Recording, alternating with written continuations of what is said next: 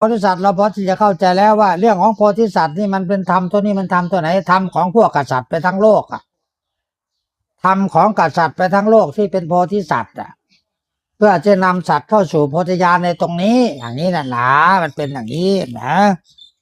ถ้าอยากให้มนุษย์โลกรู้ความจริงรู้ของจริงว่าโพธิสัตว์นั้นมีจริง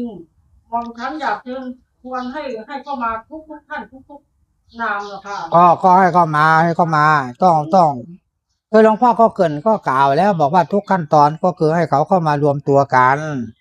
ถ้าว่าท่านเป็นผู้พิเศษถ้าว่าท่านเป็นโพธิสัตว์ถ้าว่าท่านก็ต้องรวมตัวเอาลูกศิษย์ลูกหาของตนเข้ามารวมตัวกันอยู่ในจุดโพธิญาณอย่างนี้นะให้เข้าถึงโพธิญาณอย่างนี้นะโพธิญาณก็คือทำพระนิพพานนั่นแหละเป็นทำโพธิญาณแล้วอย่างนี้นะนั่นแหละโพธิสัตว์ก็หมายถึงว่าเขาโปรดสัตว์ตัวเนี้ยตัวนี้เป็นหน้าที่โปรดสัตว์ตรงนี้หน้าที่ช่วยสัตว์ถ้าพูดอีกอย่างหนึ่งก็เป็นทหารอ่า